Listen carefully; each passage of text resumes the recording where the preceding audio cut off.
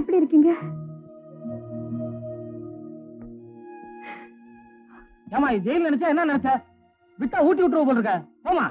Kumar sir,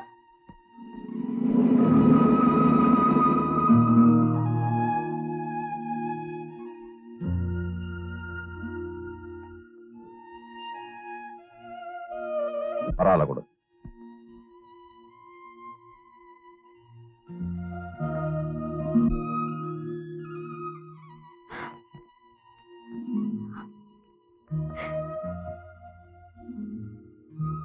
நீங்க என் பேரை கையில எழுதிருந்தீங்க, அதான் அழிச்சிட்டீங்க. உங்க பேரை நான் மனசுல எழுதிருக்கேன், என்னால அழிக்க முடியாதுங்க. சொப்னா, என் தேவைதான் உன் தேவைன்னா, என் சந்தோஷம் தான் உன் சந்தோஷம்னா, நான் உன்னை மறந்துட்டேன், நீ என்ன மறந்துரு. நீங்க எத்தனை வருஷம் கழிச்சு ஜெயில இருந்து வந்தாலும் இந்த சொப்னா உங்க சொப்னா தான்.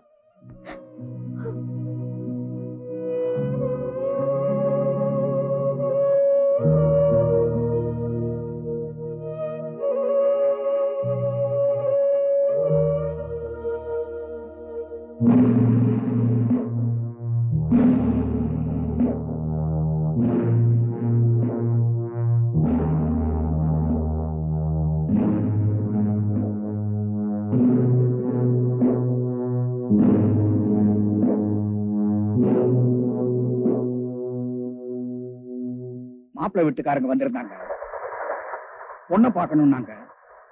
பொண்ணு ரொம்ப ரொம்ப முக்கியமான ஒருத்தரை பார்க்க போயிருக்கான்னு சொன்னேன். பொண்ணை பார்க்கலனாலும் பரவாயில்லைங்க, உங்க குடும்பத்துல சம்பந்தம் பண்ணிக்க நாங்க கொடுத்து வச்சிருக்கணும் சொன்னாங்க. எதுக்கும் பொண்ணு ஒரு வார்த்தை கேட்கணுமேன்னு நான் சொன்னேன். என்னங்க, உங்க பொண்ணு உங்க பேச்ச கேட்காதான்னு அவங்க சொன்னாங்க. அப்படி இல்லைங்க, இந்த காலத்து பொண்ணுங்க கிட்ட இருந்து நாம அப்படி எதுவா இருக்க கூடாதுன்னு நான் சொன்னேன். பெற்றவங்க பேச்ச கேட்காத பொண்ணு பொண்ணே இல்லைங்க, அதுங்களை வெட்டி போட்டாலும் தப்பு இல்லைன்னு அவங்க சொன்னாங்க. ஆடி மாசத்துக்கு இன்னும் 10 நாள் தான் இருக்கு, அதுக்குள்ளார முகூர்த்தத்தை வச்சுக்கலான்னு அவங்க சொன்னாங்க. எனக்கும் அது சரின்னு பட்டது. வர்ற 15ஆம் தேதி பந்தல்லையே பரிசத்தை போட்டுக்கலான்னு நான் சொன்னேன். தேதி கூட குறிச்சாச்சு. உன் கல்யாணத்துக்கு இன்னும் 1 வாரம் தாமா இருக்கு. வாயேன், வண்டியில பேசிட்டே போலாம்.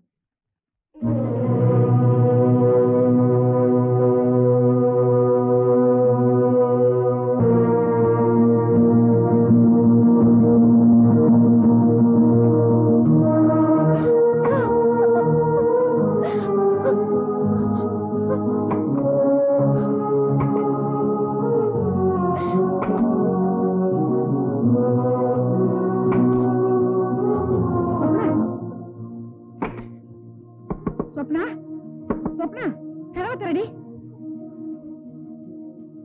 சொப்னா, இப்ப கதவை திறக்க போறியா இல்லையா? சொப்னா, கதவை திறடி. ஏண்டி, உனக்கு பைத்தியமா பிடிச்சிருக்கு? அது பிடிக்கலையேதான் எனக்கு கவலையா இருக்கு. பைத்தியம் பிடிச்சிருந்தா உலகத்துல என்ன நடக்குது ஏது நடக்குதுன்னு தெரியாம போயிருக்கோம்ல. என்னடி சொல்ற? அவர் என்ன ஆசைப்பட்டதை தவிர வேற என்னமா தப்பு பண்ணாரு? அதுக்காகத்தானே அவரை ஜெயில தள்ளிங்க. என்ன ஆசைப்பட்ட ஒரே தப்புக்காக அவர் ஜெயில இருக்கும் போது அவர் ஆசைப்பட்ட நானும் ஜெயில இருக்கிறது தான் நியாயம். என்னைக்கு அவர் ஜெயில இருந்து வெளியில வராரோ அன்னைக்குதான் நான் இந்த ஜெயில விட்டு வெளியே வருவேன். அது வரைக்கும் என்ன யாரும் தொந்தரவு பண்ணாதீங்க பிளீஸ்.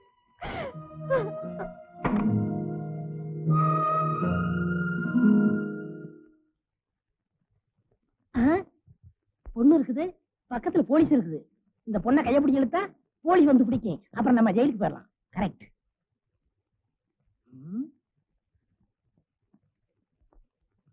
ஏய், வாடி போலாம். அறிவில்ல, பக்கத்துல போலீஸ்காரங்க நிக்கிறாங்கல்ல. அட்ரஸ் தரேன், வீட்டுக்கு வா. ஒன்னும் அதிகம் இல்ல, 200 ரூபாய் தான்.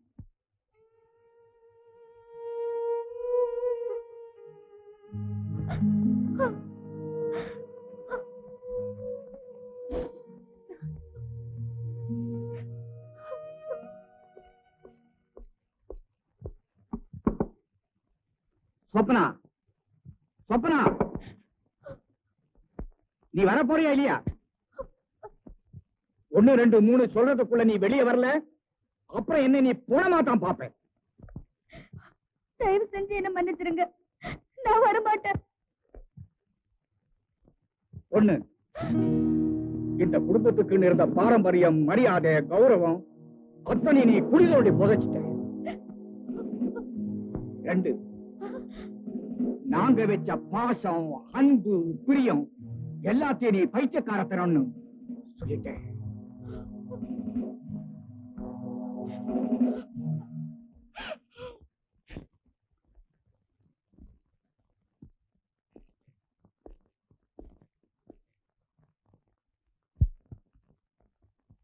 நான் சென்ட்ரல் ஜெயில அசிஸ்டன்ட் சூப்பரண்டா அப்பாயிண்ட் ஆயிருக்கேன். ஊர்ல இருந்து அம்மா லெட்டர் போட்டிருந்தாங்க. மெட்ராஸ்ல தானே பொண்ணு இருக்கு, பார்த்துட்டு லெட்டர் போடக்கூடாதான்னு, அதான் வந்தேன். நாங்க பொண்ணு இப்ப காட்ட மாட்டோம், கல்யாணத்தை பத்தான் பார்க்க முடியும். அப்படின்னா என்ன பண்ணுவீங்க? பொண்ணை பார்க்கணும்னு அவசியம் கிடையாது, அம்மா சொல்லி அனுப்பிச்சாங்களேன்னு வந்தேன். ஒரு ஃபார்மாலிட்டி தான். மாப்பிள, வெக்கத்தை பூரா இப்பவே செலவு பண்ணிடாதீங்க, கல்யாணத்துக்கு அப்புறமும் தேவைப்படும். சிரிக்கலாம்ல? சும்மா நிக்கிற சிரிக்கலாம்ல. பொண்ணு வருதுங்க, அங்க பாருங்க பொண்ணு வந்துருச்சு.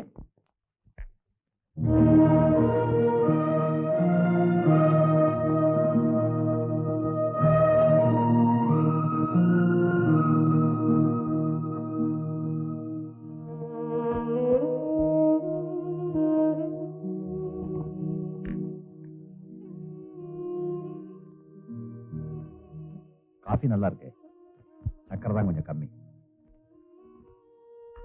சின்னஞ்சிருசுங்க ஏதாவது பேரு? உன்னதான் சொல்றாரு, போ. நீங்க குழந்தை, உங்களையும் தான். வாங்க.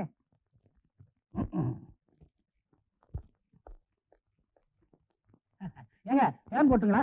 மத்தியான சாப்பாட்டுக்கு என்ன சாப்பிடுறீங்கன்னு சொன்னா கொஞ்சம் சௌரியமா இருக்கும். ஏன்னா நாளைக்கு இந்த வீட்டுக்கு முதலாளியா வரப்போறவரு இப்பயே கவனிச்சுக்கிட்டா நல்லது இல்லைங்களா? எவ்வளவு நாள் அங்க வேலை பாக்குறேன்? என்னங்க அப்படி கேக்குறீங்க? அவங்க தாத்தா காலத்துல எங்க தாத்தா வேலை பார்த்தாரு, அவங்க அப்பா காலத்துல எங்க அப்பா வேலை பார்த்தாரு, இப்ப இவர் காலத்துல நான் வேலை பார்த்துட்டு இருக்கேன். கௌரவமா சொன்னா கொத்தடிமை மாதிரிங்க. என் காலத்துல உன் பிள்ளை வேலை பார்க்கணும்ல, மரியாதையா வெளியே போறீங்களா?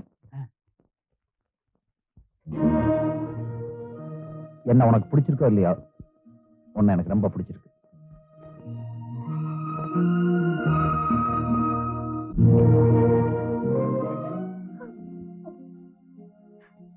Ah.